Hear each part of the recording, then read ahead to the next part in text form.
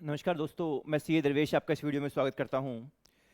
दोस्तों, waste Bengal assembly ने resolution pass किया है कि वो अपनी खुद की स्टेट लेजिस्लेटिव काउंसिल का निर्माण करेंगी।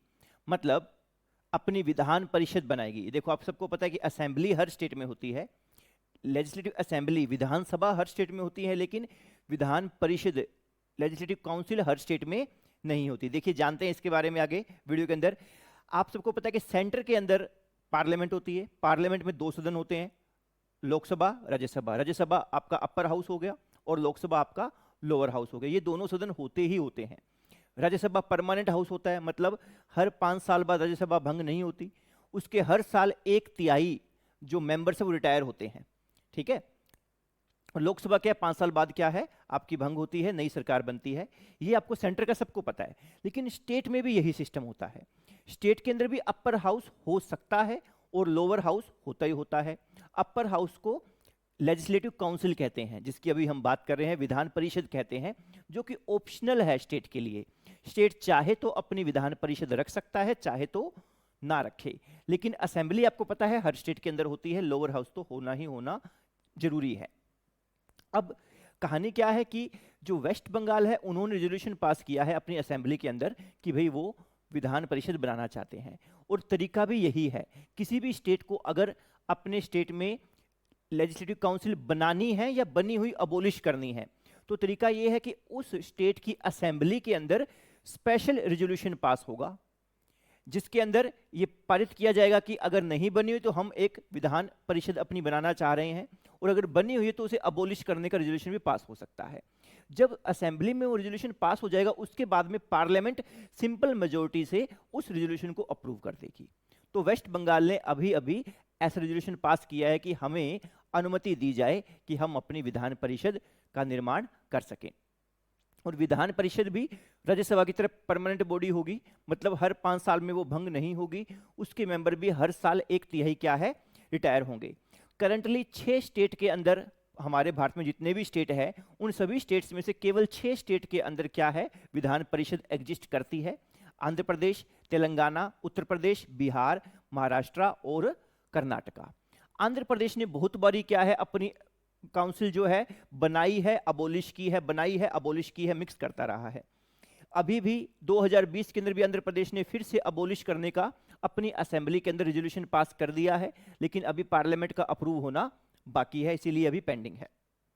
2019 के अंदर जेएंडके के अंदर पहले लेजिस्लेटिव काउंसिल भी थी और असेंबली तो नो डाउट थी, बट आपको पता है कि जब ये जेएंडके का जो रीऑर्गेनाइजेशन एक्ट आया है 2019 के अंदर, तो वो असेंबली और काउंसिल दोनों खत्म कर दी गई है, और अब जेएंडके को यूटी के अंदर, यूनियन टेरिटरी के अंदर क्या है, कन्वर्ट कर दिया है। और अब जो काउंसिल होती है, काउंसिल के मेंबर्स कौन कौन हो सकते हैं और कितने मेंबर्स होंगे। देखिए, member of the council either nominated by governor of the state और आर इनडायरेक्टली इलेक्टेड।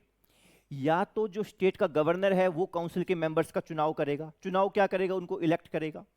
या फिर जो स्टेट के अंदर असेंबली के मेंबर्स है या और अन्य सदस्य है वो चुनेंगे, जनता कभी नहीं चुनेगी। जैसे आपको पता है एमएलएज को तो जनता चुनती है ना, मेंबर्स ऑफ लेजिस्लेटिव असेंबलीज को तो जनता चुनती है, लेकिन एमएलसीज को, मेंबर ऑफ लेजिस्लेटिव काउंसिल्स को कभी जनता डायरेक्टली नहीं चुनेगी। उन्हें कैसे चुना जा सकता है, या तो गवर्नर इलेक्ट कर ले सीधा, या फिर देखो साफ साफ लिखा है, मैथ दिया हुआ है, 1/3 of the members of this house are elected by the legislative assembly. 1/3 तो असेंबली ही चूज करेगी, असेंबली में जो मेंबर्स गए हुए ना वो मेंबर्स इलेक्ट करेंगे, 1/3 मेंबर्स तो। और 1/3 लोकल बॉडी, जहां पे म्यूनिसिपैलिटीज वगैरह जो है या पंचायत है, वो चुनाव करेगी 1/3 का। ठीक है, 1/3 1/3 2/3 हो गया ना, बच गया बाकी 1/3। अब 1/3 को क्या है, 3 हिस्सों में बांट दिया। 1/3 में से 1/6 तो क्या है, नॉमिनेटेड बाय द गवर्नर। 1/3 का आधा, 1/6 क्या है, गवर्नर नॉमिनेट करेंगे। अब 1/3 का आधा बच गया, मतलब 1/6 और बच गया। 1/6 के 2 हिस्से और है, देखो 1/6 के 2 हिस्से क्या है, 1/12 of members are elected by the graduates. उस स्टेट के जो ग्रेजुएट्स है वो चूज करेंगे, 1/12 ओनली ग्रेजुएट। और बाकी जो दूसरा 1/12 है वो इलेक्टेड बाय टीचर्स, वो उस स्टेट के टीचर्स चूज करेंगे। इस हिसाब से यहां पर क्या है, सारा का सारा आपको डिटेल दी गई है कि जो आपके टोटल मेंबर्स हैं वो कैसे उनका इलेक्शन होगा। इनडायरेक्टली इलेक्ट हो रहे हैं, सीधी पब्लिक नहीं इलेक्ट कर ली। कुछ पावर ग्रेजुएट को दे दी, कुछ पावर टीचर्स को दे दी, काफी ज्यादा पावर असेंबली को दे दी, काफी ज्यादा पावर यहां पर म्युनिसिपल अथॉरिटीज वगैरह को दे दी इस हिसाब से। और जब लेजिस्लेटिव काउंसिल के सारे मेंबर्स चुन लिए जाएंगे, उसके बाद वो मेंबर्स खुद अपने में से एक चेयरमैन चुनेंगे, जो कि लेजिस्लेटिव काउंसिल को के चेयर पे बैठेगा, मेन प्रिसाइडिंग ऑफिसर होगा, और एक डेप्यूटी चेयरमैन भी अपने मेंबर्स में से चुनेंगे। जो चेयरमैन कभी नहीं अवेलेबल है तो उसकी जगह वो क्या है, सीट पर बैठेगा। ठीक है, तो ये सारी कहानी है लेजिस्लेटिव काउंसिल का बनना बिगड़ना की, कैसे बन सकती है, कैसे बिगड़ सकती है। आई होप आपको ये वीडियो पसंद आई होगी, तो प्लीज हमारी इस वीडियो को शेयर जरूर कीजिएगा। Thank you.